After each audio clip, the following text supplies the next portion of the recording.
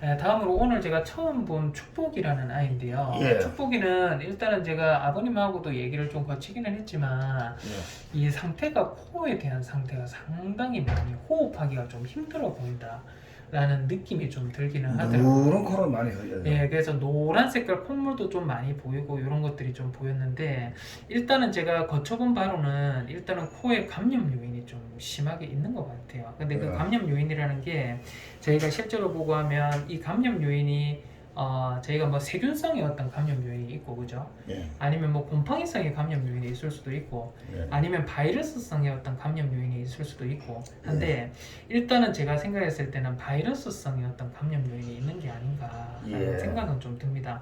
그래서 오늘 일단은 축복이가 코가 조금 많이 막혀 있고 해서 예. 코에 관련된 제가 검사만을 조금 진행을 하려다가 예. 오늘 새벽부터 해서 아버님이 축복이 상태가 워낙 안 좋고 뭔가 숨이 넘어갈 것 같은 어떤 응급사항도 조금 언급을 해주시고 해서 일단은 축복에 대한 기본적인 데이터베이스가 저희가 없다 보니까 예. 오늘 전반적으로 저희가 아이들 할 수 있는 기본적인 건강 검진을 거쳤습니다. 예. 그래서 검진에 대한 어떤 결과를 제가 좀 설명드리면 일단은 지금 목구멍 상태입니다. 발치는 상당히 깔끔하게 잘 돼 있네요. 예. 부산병원에 네, 있습니다. 지금 실제로 보고 하면 근데 목구멍에 대한 염증입니다. 아까 예. 전에 턱이하고 저희가 축복이를 비교해 보면 예. 축복이가 훨씬 안 좋아요.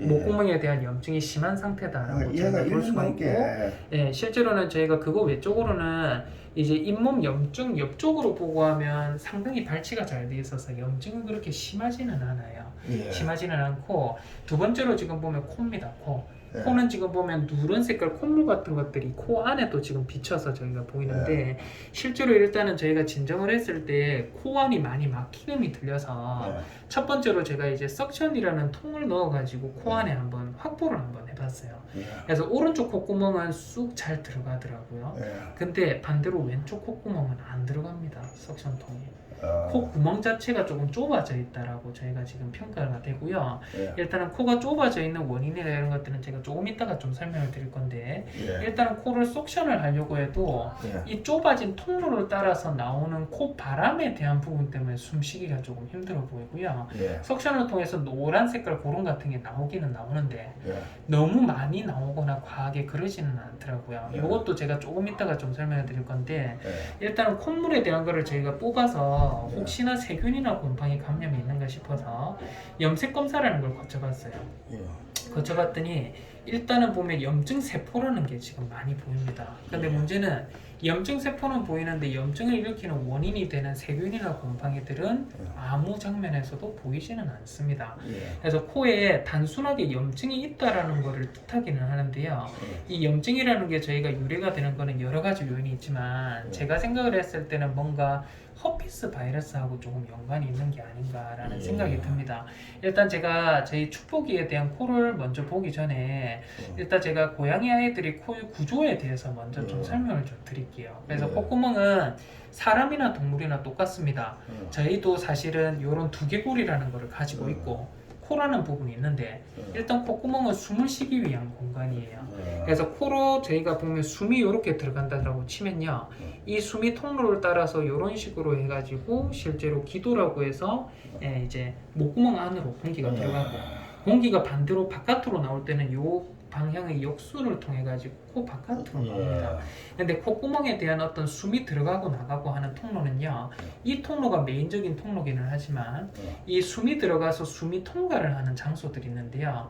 뭐냐면 부비동이라고 해서 이 동이라는 구조물들이 있습니다. 그래서 이게 사람도 마찬가지로 부비동이라고 해서 두개골 위쪽 부분에 텅 비어져 있는 공간들이 있는데요. 이런 공간들에는 아주 깨끗한 멸균의 환경이 갖춰져 있습니다. 그래서 실제로는 공기가 들어가는 거는 메인은 이쪽 통로지만 이쪽 위로도 저희가 공기들이 드나든다라고 보시면 되는데 문제는 저희가 지금 제가 축복이가 코에 대한 구조가 조금 이상하다라고 제가 말씀을 드리고 콧구멍을 통과를 했는데 이게 관이 안 들어가잖아요. 여기서부터. 그래서 그 이유에 대한 거를 제가 먼저 좀 설명드릴 건데 일단 코는 지금 이렇게 매끈하게 부비동이라는 곳이 보이지만 실제로는 그물과 같은 구조로 이루어져 있어요.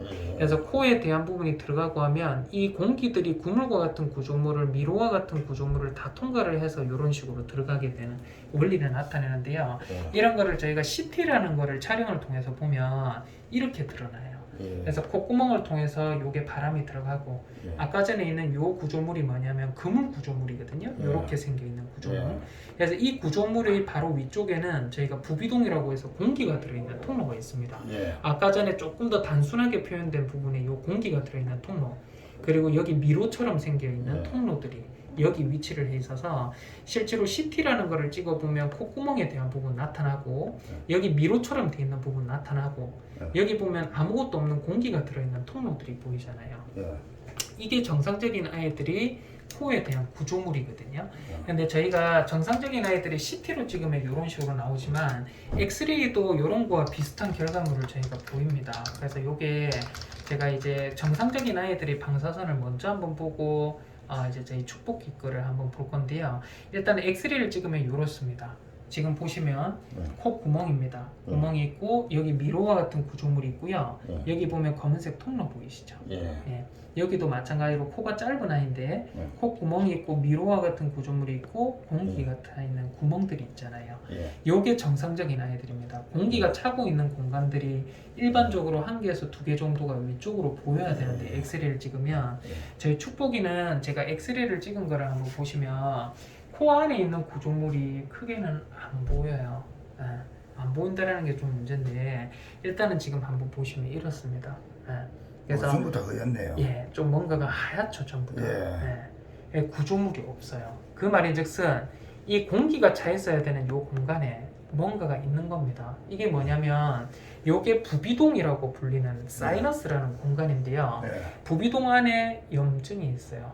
예. 이 염증은 사람으로 치면 축농증과 같은 안 그래도 건데요. 부산병원장은 부비동염 뭐 그렇게 예, 얘기하시더라고요. 그래서 이게 오는 이유는 고양이들은 특별하게 이 부비동이라는 기관에 염증이 퍼질 수 있는 이유는 허피스 바이러스성 질병들은요. 예. 실제로 요 안에 미로처럼 생겨 있는 제가 구조물들이 조금 있다라고 설명을 드렸는데 이 허피스 바이러스가 침습이 되고 하면 이 구조물을 다 녹여서 없애버려요. 그러면 코 구멍 자체가 좁아지고요. 예. 두 번째로는 어떤 관 같은 게 들어가고 하면 관이 통과가 안 됩니다. 다 녹아버려가지고. 그러면 뼈가 녹으면서 생기는 염증은 저희가 코 안에 있는 비염이라고 불리는데요. 예. 이 비염의 정도를 넘어서서 허피스가 관리가 안 되고 하면 이런 부비동이라는 이런 통로에까지도 염증이 퍼져버립니다. 예. 그 염증이 퍼지면 저희가 비염을 포함해서 부비동에 관련된 염증까지 올라간다고 표현을 하는데 예. 만성화된 저희가 허피스 바이러스라는 증상이 부비동염까지 일으켜서 코는 막힌 소리가 나고 누런색 콧물이 염증은 자꾸 나오는데 예. 예, 이 염증에 대한 게 요런 데도 염증이 들어있다 보니까 이런 데는 염증을 뺄 수가 없어요 저희가. 예. 그래서 이거는 실제로 사람이나 동물이나 똑같은데요. 이 얘네들은 부비동을 케어해주는 어떤 처치 방법이 좀 있기는 합니다. 예. 그래서 이게 실제로는 부비동염이 있을 때는 예. 심한 환자들은 첫 번째 약 먹어야 됩니다. 예. 근데 저희가 축복이가 약을 못 먹잖아요, 그죠? 예. 그래서 요거는 일단은 안 되고 두 번째로는 이 부비동까지 깨끗하게 관리가 안 되다 보니까 이 안에 있는 염증 물질이 코 평수대로 해서 밖으로 배출이 원활하게 해주는 건 네뷸라이저입니다. 네뷸라이저가 있고요. 네뷸라이저요.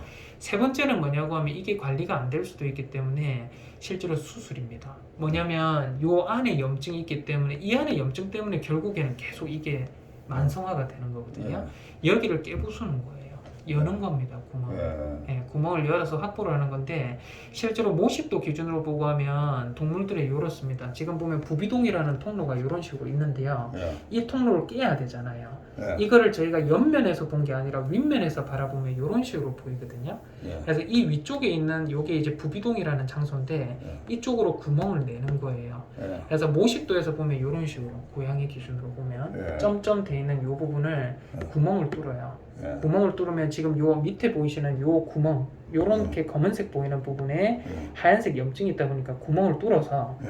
이 안으로 관을 넣는 거예요. 예. 그래서 여기서 관을 넣고 이 관의 끝부분은 코 바깥으로 나오고 지금 위에 보이는 모식도입니다. 네, 이런 식으로 해서 위쪽에 있는 부분이 지금 아까 전에 부비동이라는 관에 들어가고 이 안쪽을 부비동을 통해서 코 끝부분으로 그래서 석션이라고 해서 플러싱을 계속 하면서 저 안에 있는 염증을 씻어내게끔 하는 처치가 있어요. 예. 예. 그래서 이런 수술에 대한 게 사실은 부비동 때문에 숨을 못 쉰다. 예. 이제 콧물이 너무 많이 나오는데 막 피도 흘러나온다. 예. 이런 것들이 있고 하면 사실은 이런 것들에 대한 게 권장이 됩니다, 아버님. 권장이 되는데 다만 이런 거는 부작용이 심합니다. 한번 수술을 하고 나면 이물이잖아요. 이물질이 여기 들어있는 거잖아요. 예. 염증이라는 부분은 사실 씻어내기 위해서 저희가 관을 장착을 해놨는데 예. 염증이 오히려 더 생기기도 해요. 두 번째로는 씻어낼 때는 괜찮습니다. 나중에 이것도 외부 이식물이기 때문에 빼야 되거든요. 어느 순간에 빼고 나면 다시 원 상태가 될 수 있는 가능성이 있어요. 그래서 이거는 사실은 이제 아까 전에 제가 세 가지 약 먹는다, 네뷸라이저 한다. 세 번째는 지금 보면 이런 어떤 부비동을 저희가 케어하는 수술을 한다. 이 세 가지로 함축이 될 수 있고요. 실제로 약을 못 먹는 환자이기 때문에 일단 제가 일시적인 주사는 조금 맞춰놨는데 이거는 네뷸라이저를 좀 필수로 해주셔야 돼요. 숨을 너무 하루에 못 몇 쉬고 번 해주면 이렇다라고 됩니까? 하면.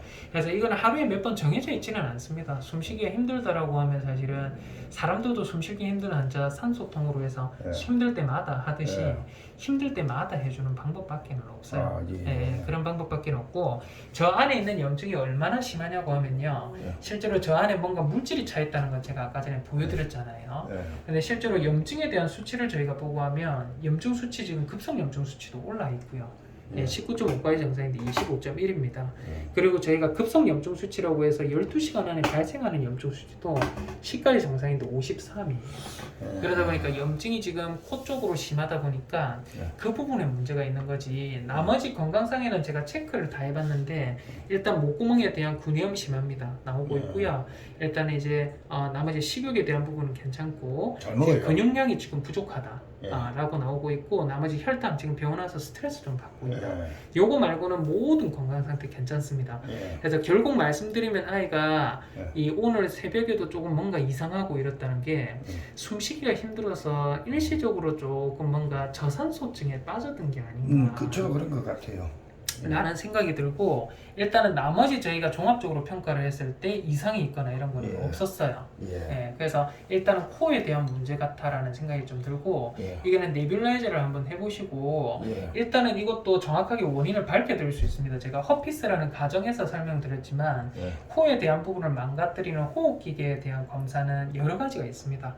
갈리시 바이러스도 그렇고 인플루엔자도 그렇고 레어 바이러스도 그렇고 저희가 허피스도 그렇고 이제 바스룰 모토시다 또 이제 나머지 바토넬라 캠필로박터 저희 마이코플라즈마 보데텔라 여러 가지 종류들이 있거든요.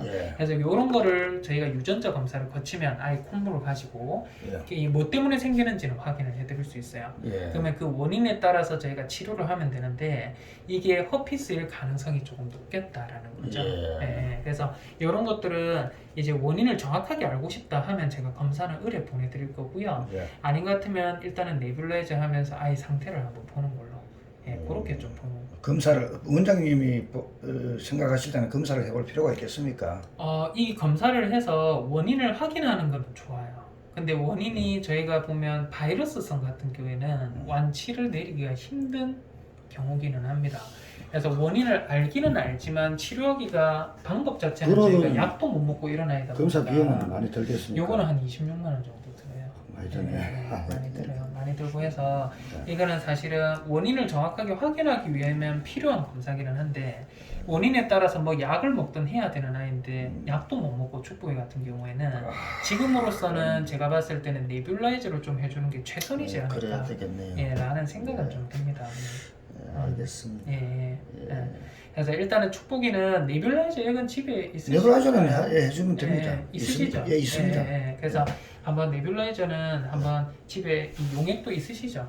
다 있습니다. 있으시니까 그걸로 한번 좀 축복이 해보시고 그래도 안 되면 일시적으로 한 번씩 주사 맞아 오세요.